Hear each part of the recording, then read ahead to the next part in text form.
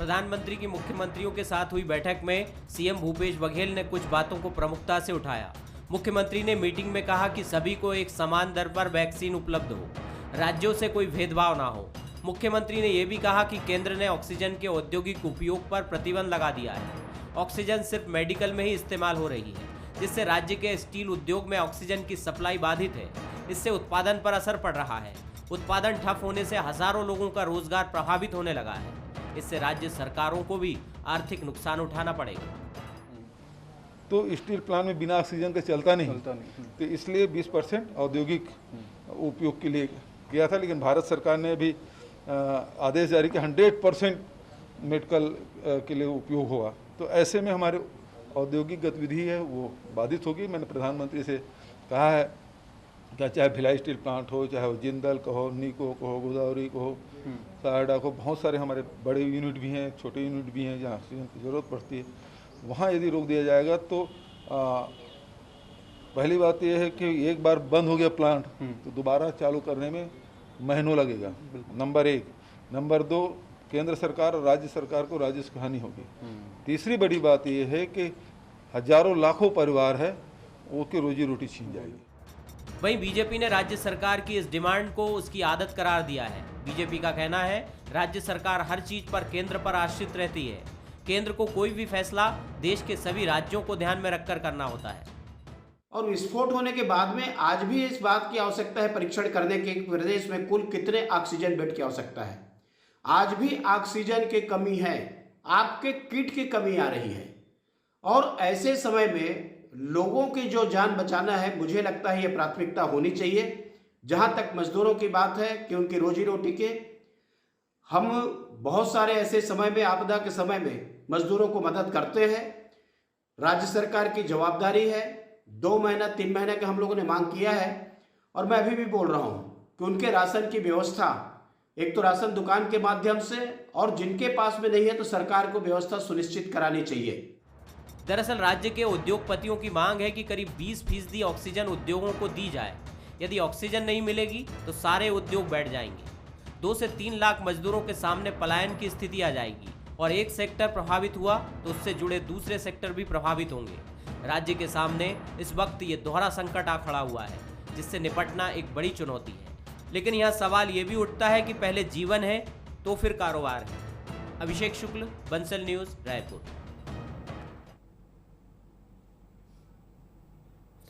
नमस्कार, स्वागत है आपका। मैं हूं अभिषेक शुक्ल। हेल्थ बड़ी या वेल्थ, ये सवाल इसलिए उठ रहा है क्योंकि इस वक्त ऑक्सीजन की बड़ी कमी महसूस की जा रही है, ना सिर्फ प्रदेश बल्कि पूरे देश में। इसको देखते हुए पहले छत्तीसगढ़ ने फैसला किया कि 80% जो ऑक्सीजन है उसका इस्तेमाल होगा स्वास्थ्य क्षेत्रों में। उसके बाद केंद्र का आदेश आया कि 100% इस्तेमाल औद्योगिक क्षेत्र में जो ऑक्सीजन है उसका हेल्थ सेक्टर में होगा, औद्योगिक किसी भी काम में नहीं होगा। प्रधानमंत्री के साथ आज बैठक थी। छत्तीसगढ़ के मुख्यमंत्री ने यह बात उठाई क्योंकि कई कारोबारियों ने उनके सामने ये समस्या रखी थी कि स्टील या स्पंज आयरन जैसे जो सेक्टर है वहां अगर ऑक्सीजन नहीं मिला तो उद्योग बंद हो जाएंगे। उद्योग बंद हुए तो सरकार को भी राजस्व की नुकसान होगा और जो मजदूर है उनके सामने बेरोजगारी का संकट खड़ा हो जाएगा। तो इस वक्त वाकई बड़ी चुनौती है, दोहरा संकट है कि जीवन बचाया जाए या फिर उद्योगों को बचाने की नौबत की ओर विचार किया जाए। चर्चा इसी पर खास मेहमान हमारे साथ हैं, नवीन मार्कंडे जी हैं भाजपा से, बहुत स्वागत आपका। अजय साहू जी कांग्रेस से, बहुत स्वागत आपका। नवीन जी, आज मुख्यमंत्री ने मांग रखी है, उनके सामने उद्योगपतियों ने ये बात कही थी कि उद्योगों को बचाने के लिए कुछ प्रतिशत ऑक्सीजन यहाँ पर दिया जाए। छत्तीसगढ़ सरप्लस ऑक्सीजन इस वक्त रख रहा है और भी कई राज्यों को दे रहा है, लेकिन ये बात एक वाकई बड़ी चुनौती की तरह है कि इस वक्त उद्योगों को बचाए, मजदूरों को बचाए या फिर ऑक्सीजन की जो सप्लाई है उसे पूरी तरह से ऑक्सीजन स्वास्थ्य क्षेत्र में दे दिया जाए, उद्योगों के लिए बिल्कुल बंद किया जाए। नवीन मार्कंडे जी, कि आज की स्थिति में जितनी जो संकट, धर्म संकट जो बना हुआ है वो उससे कैसे निपटा जाए, लोगों की जान को कैसे बचाया जाए, ये सबसे बड़ी प्रश्न है। दूसरी तरफ जब लोगों की स्वास्थ्य जब खराब हो रहा है तो उसको ऑक्सीजन अवेलेबल नहीं हो पा रहा है छत्तीसगढ़ में। छत्तीसगढ़ में ऑक्सीजन उपलब्ध नहीं होने के कारण बहुत परिस्थिति या कहना चाहिए कि बहुत ऐसे लोग हैं जो केवल उसके अभाव में ही उनका डेथ हो जा रहा है। अब प्रश्न ये है कि राज्य सरकार ऑक्सीजन को किस तरह से आपूर्ति करती है और ये संकट क्यों है। आज मैं जब देखा कि राज्य सरकार की तरफ से बताया गया कि 380 मीट्रिक टन जो ऑक्सीजन का यहाँ पर डे उत्पादन होता है। अब रही बात ऐसा है कि अगर इतना ऑक्सीजन आपके पास है अवेलेबल और जब खपत आप 150-180 के आसपास मीट्रिक टन बता रहे हैं पर डे, तो आखिर वो बाकी ऑक्सीजन कहाँ है और मार्केट में मरीजों के लिए ऑक्सीजन की कमी क्यों हो रही है। अब रही बात ऐसा है कि जब मौत के आंकड़े बढ़ रहे हैं और जब परिस्थितियां खराब हो रही है, तो केंद्र सरकार को ये निर्णय लेना बहुत जरूरी था कि सबसे पहले व्यक्ति का जान को बचाया जाए। और ये केवल छत्तीसगढ़ की बात नहीं है, भारत सरकार की बात करेंगे तो भारत सरकार के लेवल की बात करेंगे और सोचेंगे और काम भी करेंगे। छत्तीसगढ़ जो सरकार है वो छत्तीसगढ़ लेवल की बात करते हैं और छत्तीसगढ़ लेवल के लिए सोचते हैं। तो अच्छी बात है कि छत्तीसगढ़ लेवल की सोच रखनी चाहिए, लेकिन जब आपको मरीजों के लिए 180 मीट्रिक टन अगर ऑक्सीजन की जरूरत है और छत्तीसगढ़ सरप्लस है, तो आखिर मरीजों को आप ऑक्सीजन उपलब्ध क्यों नहीं करा पा रहे हैं। दूसरी तरफ अगर आप केंद्र को सुझाव देते हैं, वो भी अच्छी बात है कि भाई उद्योग बंद नहीं होना चाहिए, उसमें रोजगार है, ये भी एक अच्छी बात है। लेकिन प्रश्न ये है कि अगर छत्तीसगढ़ सरकार इस तरह से निर्णय अगर लेना चाहते हैं, तो कोविड के जो गाइडलाइन बनी है तो केंद्र सरकार की गाइडलाइन का फॉलो करे। और अगर आपको लगता है कि आपके स्टेट के लिए, आपके जगह के लिए बेहतर क्या हो सकता है, तो उसमें आप अपने तरफ से संशोधन करके अपने गाइडलाइन की पूर्ति कर सकते हैं। भाई जैसे मान लो जाए, अगर आपने कहा कि कलेक्टर जो है जिलों में अपने सुविधा अनुसार से वो लॉकडाउन लगा सकते हैं। अब आप कह रहे हैं कि छत्तीसगढ़ में जब ऑक्सीजन की सप्लाई की बात आ रही है, तो आप कह रहे हैं कि भाई हम केंद्र ठीक है नवीन जी, लेकिन ये फॉलो करेंगे। तो केंद्र की गाइडलाइन में ये संशोधन का अधिकार, ये सवाल है वाकई कि क्या ये अधिकार राज्य के पास है कि वो उसमें संशोधन करे, कम से कम औद्योगिक इस्तेमाल को लेकर ऑक्सीजन के, ये एक सवाल है यहाँ पर। चीजें है कि आपके गलतियों के कारण ही आज छत्तीसगढ़। अजय जी से मैं इसका जवाब ले लेता हूँ। अजय जी, दोहरी चुनौती है, जान भी बचाना है, उद्योगों को भी बचाना है। उद्योग बैठे तो बेरोजगारी का एक बड़ा संकट आएगा, लेकिन ऑक्सीजन नहीं मिली तो जान पर संकट, वाकई एक बड़ी चुनौती है। अजय जी देखिए अभिषेक जी, जिस दिन ये खबर आई कि देश भर में ऑक्सीजन सिलेंडरों की कमी हो रही है, ऑक्सीजन की कमी हो सकती है, हमारी सरकार ने उच्च स्तरीय बैठक की और हमने इस बैठक के माध्यम से ये तय किया कि इस प्रदेश के 8 जो ऑक्सीजन बनाने वाले जो प्लांट हैं, बड़े प्लांट जो हैं, उनको हमने मेडिकल ऑक्सीजन मैन्युफैक्चरिंग का बनाने का लाइसेंस उनको दिया है।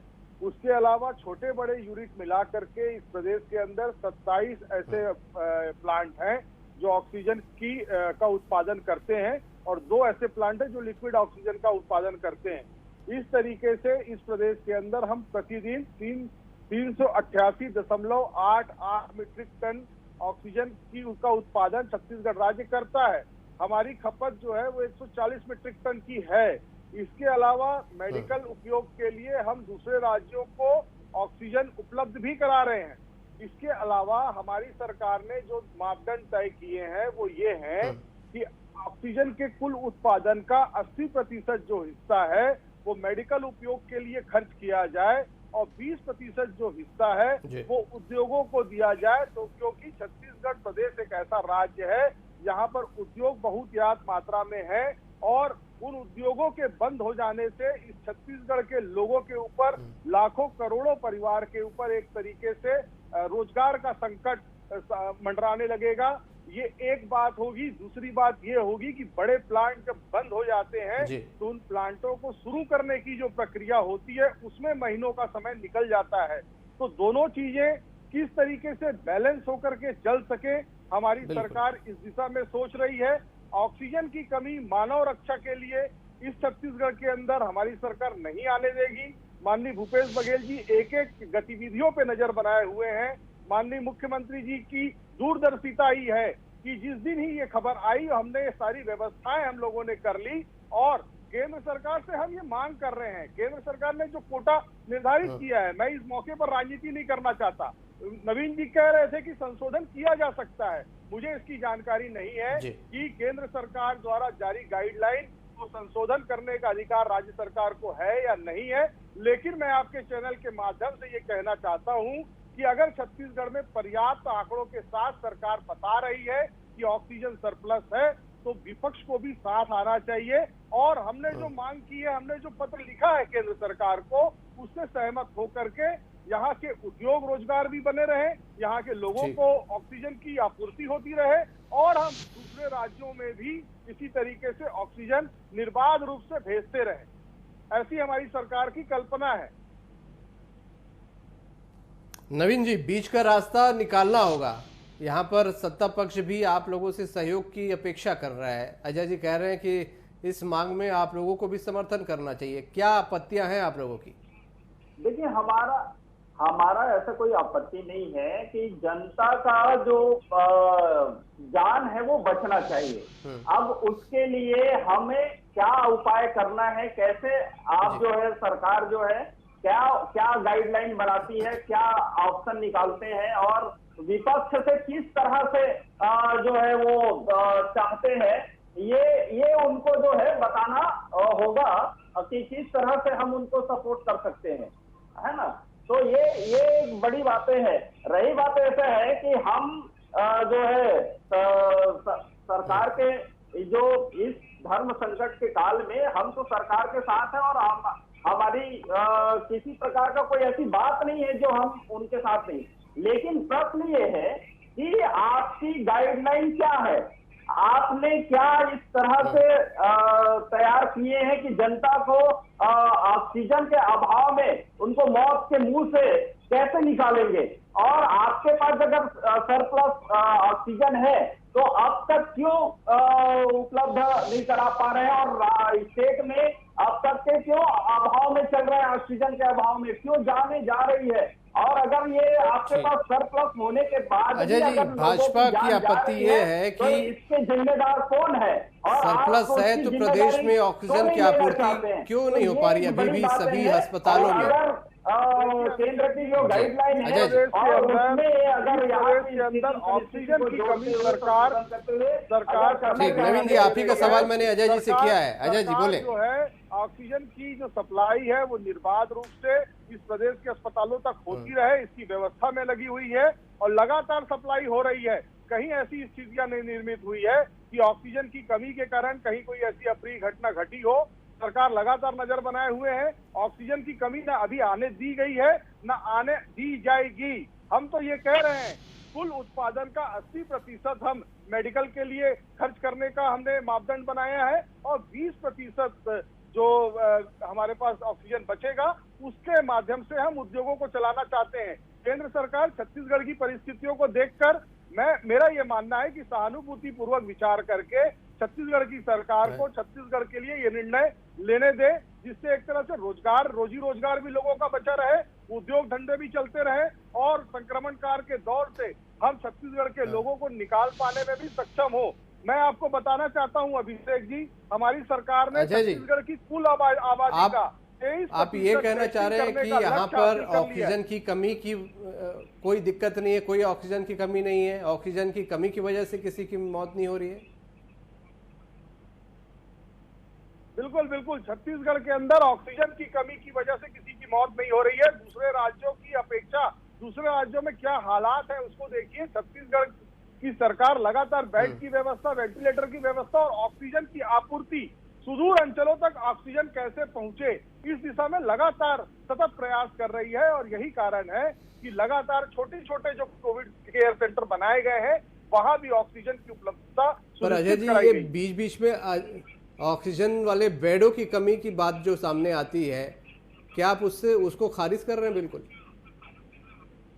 देखिए, बेड की व्यवस्था सरकार ने पर्याप्त मात्रा में की हुई है, ऑक्सीजन सिलेंडरों की व्यवस्था पर्याप्त मात्रा में है। अगर कहीं पर ऑक्सीजन वाले बेड इस तरीके की बातें आती है तो निश्चित तौर पर उससे भी निपटने के लिए सरकार जो है तैयार है। लगातार उस दिशा में काम हो रहे हैं और जहां से ये समस्या आती है वहां पर बेड की व्यवस्था, ऑक्सीजन की व्यवस्था करने में सरकार ने अब तक सफलता पाई है। हम इस विपरीत परिस्थिति में भी लगातार लोगों को अच्छा स्वास्थ्य लाभ दे सके, अच्छी स्वास्थ्य व्यवस्था दे सके, उस दिशा में लगातार हमारी पूरी टीम जो है वो काम कर रही है।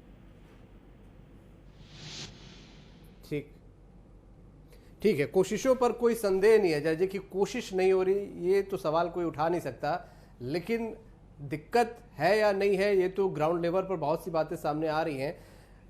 नवीन जी, अजय जी का कहना इक्का दुक्का जो दिक्कतें हो रही हैं ऑक्सीजन को लेकर वो भी दूर कर ली जाएंगी। देखिए, यही बातें अभिषेक जी मैं कहना चाहूंगा कि इतनी बड़ी गलती राज्य सरकार की है। लगातार कई परिवार के मुखिया का और बड़े नौजवान साथियों का जान चली गई और ये अपनी गलती स्वीकार नहीं कर रहे हैं। और दूसरी चीज है, उसकी समस्या जो आ रही है उसको समाधान करने के इनके पास कोई ऑप्शन नहीं है या कोई नीति नहीं बनाए हैं। मैं आपको एक बात बताना चाहूंगा कि उदाहरण देना चाहूंगा कि जब केंद्र सरकार कोई जो कानून बनाता है, नियम बनाता है, उस समय जब सीए और एनआरसी पर जब कोई कानून और नियम बनाया था तो यही सरकार विधानसभा सत्र तत्काल बुलाकर उसने स्पष्ट किया कि हम उसको छत्तीसगढ़ में लागू होने नहीं देंगे। ठीक, अब रही बात ऐसा है तो आप जो है कानून को लागू नहीं करना चाहते, आप जो है गाइडलाइन, अगर कोरोना गाइडलाइन आपको मिला है उसको भी आपने बीच में कहे थे कि हम उनके अनुसार से नहीं चलेंगे और हम राज्य सरकार को फ्री देना चाहिए। तब प्रधानमंत्री जी ने आपको फ्री हैंड दिए कि भाई राज्य सरकार भी निर्णय ले सकती है। जब आपको निर्णय लेने का अधिकार केंद्र सरकार ने दिया है तो नवीन जी, अभी भी तो राज्य सरकार ने मांग ही रखी है और केंद्र के सामने बात ही रखी है। ये केंद्र सरकार के ऊपर और अपने जिम्मेदारियों केंद्र, नवीन जी, मुझे लगता है कि राज्य सरकारों को फिलहाल अधिकार नहीं है कि केंद्र के गाइडलाइन में कोई वो संशोधन करे। केंद्र के सामने वो डिमांड रख सकते हैं जो कि आज रखी गई है। केंद्र अगर इस बात की परमिशन देता है कि आप अपने राज्य के हिसाब से संशोधन करें तो वो कर सकती हैं। फिलहाल तो राज्य सरकार के हाथ में कुछ नहीं है, जो आज सुझाव दिया है मुख्यमंत्री ने। नवीन जी, नहीं, केंद्र सरकार ने सुझाव जो दिया है इसका ये मतलब नहीं है कि आप अपने सुविधा अनुसार से नहीं कर सकते। उसमें अगर आपके स्टेट गवर्नमेंट में, स्टेट में ऐसी परिस्थितियां बनी हुई है तो आप उसको अपने अनुसार से संशोधन करके अपनी सुविधा अनुसार चला सकते हैं। ये भी गाइडलाइन में है ना। और ये पहले नहीं, ये अधिकार तो अभी केंद्र की गाइडलाइन में संशोधन का अधिकार तो राज्यों को नहीं मिला है। केंद्र ने ही राज्यों को एक अधिकार दिया है तो राज्यों ने संशोधन किया है। केंद्र अगर किसी गाइडलाइन को जारी कर रहा है तो संशोधन का अधिकार राज्यों को नहीं दिया है। अगर औद्योगिक इस्तेमाल पर रोक लगाई है तो सभी राज्यों के लिए बराबर है। वो छत्तीसगढ़ या कोई भी राज्य संशोधन नहीं कर सकता अपने मन से। अपने सुविधा अनुसार से निर्णय लिया है। नहीं, तो केंद्र ने उस बात की अनुमति दी है नवीन जी, तब संशोधन किया है। अपने मन से कोई भी राज्य संशोधन नहीं कर सकता, ना किया गया। कोरोना गाइडलाइन में आप देखेगा तो उसमें लिखा होता है कि अपने सुविधा इसको फॉलो करना है। लेकिन अगर इसमें कोई स्थानीय जगह में जैसे आपको जैसे सरल सुविधा बनता है या परिस्थितियां जैसे जनरेट होती है उसके अनुसार से आप काम कर सकते हैं। ये भी उस गाइडलाइन में रहता है, आदेश की कॉपी में। ठीक, नवीन जी, उद्योगों को जो अभी ये राज्य सरकार ने फिलहाल सुझाव दिया है, आप लोग क्या चाहते हैं कि 100% इस्तेमाल पर रोक लगाई जाए या जैसा पहले था 80% उस पर ही अमल किया जाए? आपका क्या मत है, आपकी पार्टी का? पार्टी का छत्तीसगढ़ के दृष्टि से देखेंगे तो सभी सेक्टरों को देखते हुए राहत मिलनी चाहिए। लेकिन बात यह है कि केंद्र सरकार जब सोचती है तो पूरा देश की विषय पर सोचती है। ठीक है, आपके पास छत्तीसगढ़ में सरप्लस ऑक्सीजन है, लेकिन देश के अन्य स्टेट में जहां सरप्लस ऑक्सीजन नहीं है और वहां ज्यादा ऑक्सीजन की जरूरत है, तो क्या हम उस वहां के भी कोई व्यक्ति को मरने के लिए थोड़ी ना छोड़ देंगे? आखिर ऑक्सीजन तो उसको उपलब्ध कराना पड़ेगा, क्योंकि भाई आपको जब कोई चीज की आवश्यकता पड़ती है तो दूसरे सरप्लस ऑक्सीजन आपके पास है लेकिन बाकी राज्यों के पास नहीं है। आप लोग डिमांड करेंगे तो नवीन जी का कहना कि बाकी राज्य भी डिमांड करेंगे कि उनके उद्योगों को भी मिले, तो दिक्कत पैदा हो जाएगी, तब मुश्किल आ जाएगी कि जान बचाए कि उद्योग। अजय साहू जी, दोनों स्थिति बरकरार बना रहे कि किसी का रोजी अभिषेक जी, ठीक नवीन जी, मैं ये टिप्पणी फाइनल कमेंट ले लेता हूँ अजय जी से। अजय जी बोले। अभिषेक जी, नवीन जी जो बात कह रहे हैं कि हम छत्तीसगढ़ में भले सरप्लस ऑक्सीजन है, केंद्र सरकार पूरे देश को देख करके रणनीति बनाती है, गाइडलाइन बनाती है। इस संक्रमण काल के दौर में मैं राजनीतिक बात करने के लिए नहीं आया हूं और ना ही आज राजनीतिक बात करूंगा। मैं मानता हूं, उनकी बात से पूरी तरह सहमत हूं। और वो जो बात कह रहे हैं कि जिन राज्यों में ऑक्सीजन का संकट है, उत्पादन की कमी है, उन राज्यों के लोगों को मरने नहीं दिया जा सकता। बिल्कुल सहमत हूं मैं आपकी बात से। छत्तीसगढ़ वो राज्य है तो दूसरे राज्यों को ऑक्सीजन दे रहा है। ऐसी परिस्थिति में यदि हम ऐसा कोई गाइडलाइन तैयार करते हैं, ऐसा कोई मापदंड तैयार करते हैं, उससे दूसरे राज्यों को ऑक्सीजन भी मिल रहा है और छत्तीसगढ़ राज्य के जो उद्योग हैं वो भी चल रहे हैं। इससे केंद्र सरकार को भी राजस्व की प्राप्ति होगी जीएसटी के माध्यम से, राज्य सरकार को भी एक तरीके से जो तंगहाली का माहौल आ जाएगा छत्तीसगढ़ में, उससे भी निजात दिलाने की दिशा में कारगर होगा। और जहां तक संशोधन की बात है, अगर राज्य सरकार के अधिकार में होता तो हम संशोधन कर लिए होते। अगर हमने राज्य केंद्र सरकार से पूछा है, अपने आंकड़े बताए हैं और सारे तथ्यों के साथ अगर हम कोई बात कह रहे हैं, तो मेरा ऐसा मानना है संवेदनशीलता के साथ इस मुद्दे पर केंद्र सरकार को विचार करते हुए राज्य सरकार को 80% ऑक्सीजन की आपूर्ति संवेदनशीलता के साथ विचार होना चाहिए। समस्या वाकई बड़ी गंभीर है और ये जो महामारी है पूरे देश को चपेट में ले चुकी है, निश्चित रूप से असामान्य परिस्थिति है। चर्चा को मैं यहीं विराम दूंगा। बहुत शुक्रिया आप सभी का इस चर्चा में शामिल होने के लिए। तो छत्तीसगढ़ में बड़ा दोहरा संकट है, ऑक्सीजन सरप्लस तो है लेकिन उद्योगों को दे नहीं सकते, क्योंकि यहाँ से और भी जो सरप्लस ऑक्सीजन है दूसरे स्टेट्स में देनी है। छत्तीसगढ़ में विपक्ष का कहना है कि अभी भी ऑक्सीजन की सप्लाई पर्याप्त नहीं है, बहुत से ऐसे लोग हैं जो कि ऑक्सीजन की कमी को झेल रहे हैं।